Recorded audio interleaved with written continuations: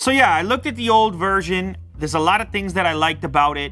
It obviously was very gamer focused. This one will be the same, but what's really interesting here is that this time around, it appears to be non-negotiable that this is like the spec champion. This is the ROG Phone 2. Look at this. What an unboxing experience. It's so flashy. Like I said, it's gonna be hard to even throw that box out. First thing you see on the top, at least the way I opened it, is actually this cooling unit. How wild is that? You open this up and you reveal this pattern here when it goes on.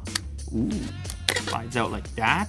It's got some weight to it. It's no joke. This thing apparently has a 120 hertz OLED display. Is that correct, Will? Is that the spec? That's ridiculous.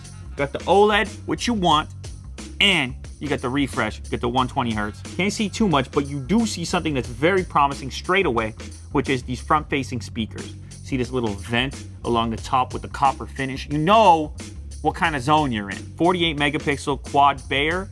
It's a 2-camera unit. I believe they have added a wide angle touch shoulder buttons there. Of course, you can map those to your favorite shooter and get a much more ergonomic grip on the device. You still have a dedicated headphone jack on the bottom. Type-C connector, which interestingly enough is off to the side. That is a very uncommon location. All right, what do we have? This is, oh, it's a case of some kind. So this is obviously different from the extra case that was included in our package, which is probably an accessory after the fact. It's got this angular design carrying the same theme through it. So it's somewhere between a case and a bumper. You still see the beautiful glass design underneath. Braided USB Type-C cable over here. Not gonna get so tangled. Plus it just has like a certain premium kind of luxury feel to it. Max 30 watts. Wow, 6,000 milliamp hour battery. That is pretty awesome. Otherwise, we got a little front-facing camera in this location right there. You know I'll be testing the selfie in a moment. I'm realizing looking at this that actually these lines in it, they change colors as it shifts light. Do you see this?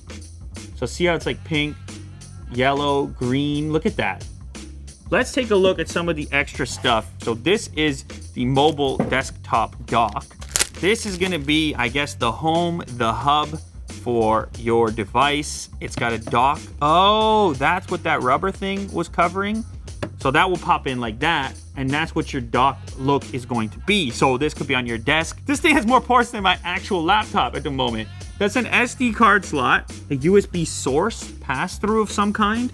There's a display port, Thunderbolt 3 by the looks of it. 4 USB-A ports. You have an Ethernet jack, another display port, an HDMI port, an audio out port, and a microphone in port. I think they really intend for you to have this thing docked, keyboard, mouse, and then a monitor display here. And just like, why even have a computer? So yeah, I mean, you put a keyboard and mouse on some PUBG, I don't know how good you are.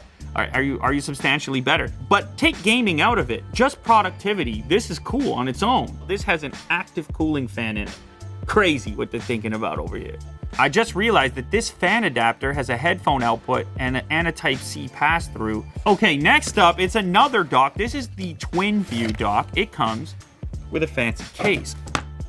Oh, wait a second.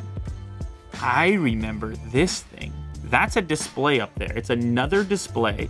The phone docks here like this, and you get a dual display setup. It's also got a fan in it because when you're gaming, man, you gotta stay cool.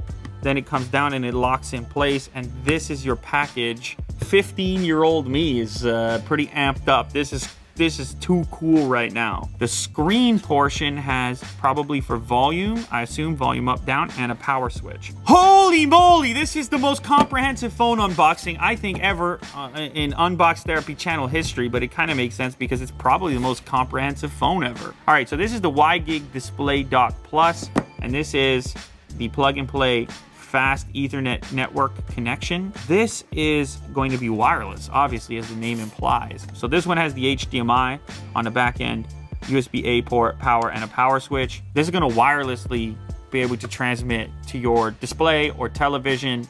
That's pretty cool. I guess this particular adapter could plug into the USB on this port and give you a wired connection for something even more reliable if you choose to use it that way. So holy moly, that is a lot. Oh, I'm not even done yet. This one is what probably most people are interested in. The Kunai gamepad. There's some kind of samurai thing going on. Bonus points. Beep, beep, beep, beep, beep, beep, beep, beep, beep. This is where the gaming really takes off, because now you got tactile controls, and maybe hardware like this encourages game developers to take advantage of it, start to put out some titles, some really compelling titles for mobile, because now people can interact in these types of formats. This is also quite Switch-like. Does this not bring you to the, the Joy-Cons dock in there? A super long Type-C cable, because I suppose the intention here is you're going to play for hours and hours. You might actually just want to stay plugged in, so you never have to worry about battery life. So they put a long braided Type-C cable in this package. How is this all going to go down? I see a Type-C port over there, like so. Still got your cooling, still got your RGB. Now you got these 2 channels on the side you can slide the controllers into. So I assume it goes like 1. Whoa. And like 2. Look at you. Wow.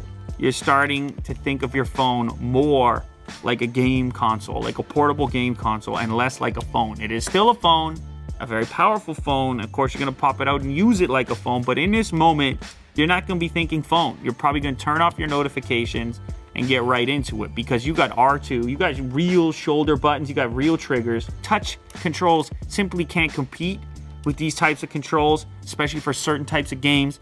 I'm just so curious. The cooling still clips on. Check you out now. Who are you? You just popped this out of the bag? You finished your homework? You're like, here we go. Ha ta ta ta ta. Pop, pop, pop, pop. You know what I'm saying? Mom, I finished my homework. Wow, look at those buttons. It's got M2, M1. These little extra, almost like scuff. Like on a scuff controller, like scuff buttons. Oh, also almost missed this. There's a headphone jack at the bottom right there. No release. Just pop it like that. All right, now these guys on this controller, bam, bam. Now watch, I'm gonna show you something here. Watch this. Boom, boom, boom, right? Boom, to the display. And don't miss a beat. Now you're comfy. And actually, I like this even more. The triggers on this are legit triggers. Look at that. So what is it? What else does this have? What? For that reason, look at that. A little USB dongle, which hides in the controller. It's almost too much to cover in one video right here. Options for connectivity as well. Bluetooth, USB, and Wi-Fi. You know what? It's not even over there, because how about this on the go? Boom. Boom. Up. Boom. On the go. Boom. Boom. See ya. It's too much for me to keep it all together. It's all too exciting. Okay, last accessory, because this has turned into a saga, this video. This case is solid and sturdy, and it's all that's in the package. Installation, let's see. Boom. All right, shall we boot this up? Let's go ahead and do that. Ooh, solid rumble, bit of sound. All right, so the authentication here, looks like there's a few options. You have face recognition, set up fingerprint or typical PIN. Because there's no fingerprint scanner, this is obviously one of those in-display styles. And face recognition, by the looks of it, I don't see any heavy face unlock hardware in the top beyond the front-facing camera. I'm guessing it's an optical style. Okay, so registering fingerprint, pretty standard stuff. Let's try this. Ooh. Now, this is the air trigger setup. As I mentioned previously, those shoulder buttons, I guess they call them air triggers. Set up air triggers, squeeze force level to turn on X mode to automatically optimize performance for gaming. What you're looking at here is the kind of gamer-focused skin. You can see some of the icons. It looks like it actually has Asphalt 9 pre-installed. But I've been told, at least Willy Doo tells me, that there's also going to be a stock Android version of this device, which I think opens it up to an entirely different market of people just looking for the crazy, powerful specs, maybe not necessarily gaming-centric. For the time being, though, this is what you're looking at. This is the retail version I'm looking at. Brightness, let me open up like a browser window here. Ooh, yeah, that pops. Maybe I'll do a quick comparison to the OnePlus, and they're both maxed out brightness. Ooh, that's a tough one. Now, of course, as you know, 90 hertz over here, 120 hertz over here. Do I discern a difference? I'm sure you all think I'm crazy, but I feel like I can tell the difference. I mean, it's slight, but I feel like it's kind of there. Real quick, let's get the spec list going. This thing has 12 gigs of RAM. Is that correct, Will? 12 gigs of RAM. I already told you it has a 6,000 milliamp hour battery. Massive. It's got the OLED 120 Hz display going on. It's got stereo speakers going on. The chipset, Snapdragon 855, as you would expect to have in there. The display resolution is 2340 by 1080, so it's kind of in the wheelhouse of what you'd expect for something like this, especially when you get the bonus of the OLED 120 Hz. The screen itself measures 6.6 inches from corner to corner. Here's the most important thing. You're like, okay, all phones are Snapdragon 855. I don't understand what makes this one so powerful. I get it. It has a big battery. It has 12 gigs of RAM. It's actually overclocked because of the thermal components, engineering, venting. Apparently, this thing out the gate is overclocked for performance. They're able to run the chip a little harder than you're seeing in a typical smartphone. Willie Doo's giving me the specifics. He says the overclock is to 2.96 gigahertz on a phone. You know, I was born in 1985.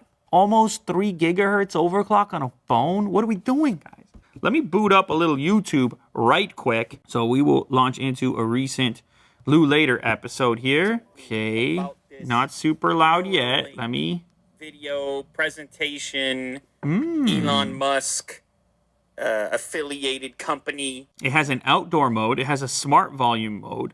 It has Audio Wizard. Feel the difference. Play music and create your own audio effect with a customized equalizer. You can actually customize the audio performance as well. And there's a vibration intensity setting for touch vibration. And I'm telling you, the vibration motor on here is, it's kind of bananas. Based on the presentation I watched, then I would have imagined. It's loud. I've got a OnePlus 7 Pro, so let's go ahead and I'll just boot up the exact same video because I'm curious why that sounded fresh. And not just hype, but also interest from the necessary parties. But I should also say... This sounds like I'm underwater, like it's muffled comparatively, and that's weird because I've heard other phones in the presence of the 7 Pro that sounded muffled compared to it. Again, I think this is a consequence of the legit front-firing speakers. This demonstration, people can take the top one. Granted, the wow factor when you have the bezel-less phone is big, and people do other things on their phones besides watch videos, so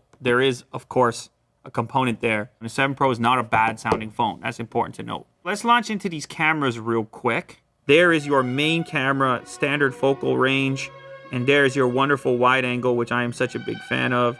And of course, it creates a totally different atmosphere. Wide angle is useful for capturing a frame with more stuff in it. So you have typical range and you have wide angle. You know, that is a pretty nice looking photo. My finger in the preview was completely blown out and it got the detail back in the auto HDR functionality. So the camera looks like they took it into consideration. This is an early version of the device. The software may change. That and the fact that they added the wide angle, for me, makes this phone a lot more compelling as a daily driver type of smartphone. But there is an auto HDR by default, so we'll see what that does to my face. It softened my skin up. You see, this is what I'm not looking for. I'm not trying to be pretty. If I go to portrait mode, it's toggled to a level 1. I'm gonna go to a level 0, actually just off completely. So it does look possible.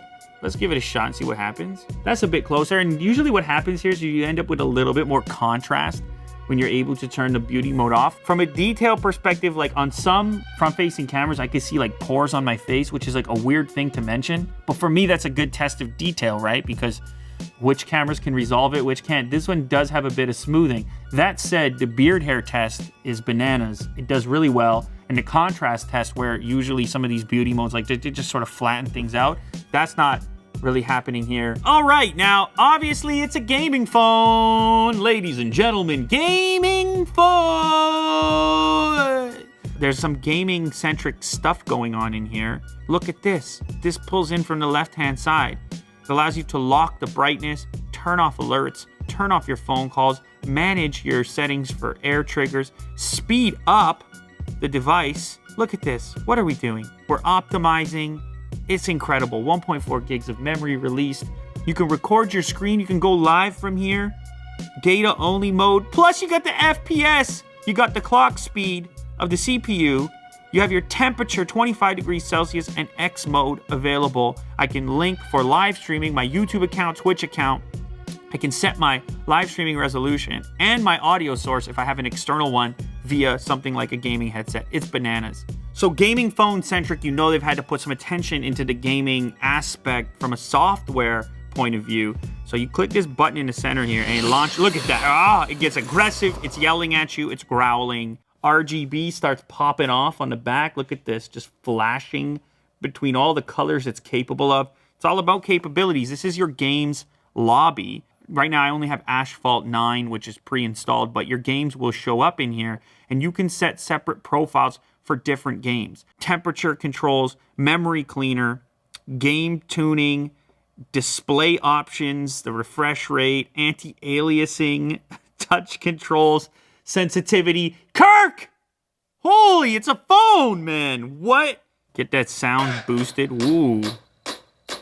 Now remember, at any time, this is what I love, the way they implement this. You pull in from the left, FPS, temperature, lock the brightness, turn off alerts. So you might start out, it's casual. Then things get serious. You're like, I'm going to lock those alerts. Don't bother me. Get some nitro. Woo! All right, so let's say I pull this over, get the air triggers going, and you can see here, map them down. Is that where they sort of are? So look. And that one's not even lined up that well, but it's good enough, right? Boom. So now I don't even have to touch the screen, and it's much more comfortable. Look, man, it's a cool thing, and I'm happy it exists, and I'm happy it has a huge battery, and I'm happy it has the most responsive display, and I'm happy that overclocked smartphones are such a thing. Is it going to be for everyone? No, but that's why it's interesting. That's why it's exciting, because it is so targeted at a select few. Somebody who wants something different than what every other smartphone looks like. And I promise you, they're all starting to look a lot alike. So at least this one makes some kind of statement. At least this one differentiates itself somehow. Obviously, it's so comprehensive that trying to cover it in one video is crazy. I mean, there's just the accessories in general. Like, which ones do you need? Which are the most important? I'm going to be testing out these accessories and really downloading whatever titles are currently available that I feel like could take advantage of them, and then getting to the bottom of the idea of your phone becoming your predominant computing method with a dock like that, and maybe replacing your desktop or laptop if that's even possible. But just on a baseline level, no accessories, you are looking at probably the world's fastest overall smartphone experience. They're talking about shipping it potentially with stock Android. They're already running something close to it. They're overclocking the most powerful chipset that people are looking for in smartphones. They hit it with 12 gigs of RAM. They gave you a 6,000 milliamp hour battery, and then on top of it all, a 120 hertz OLED display. So even for people who don't care for the styling, you have to be paying attention. It's probably the world's most powerful smartphone.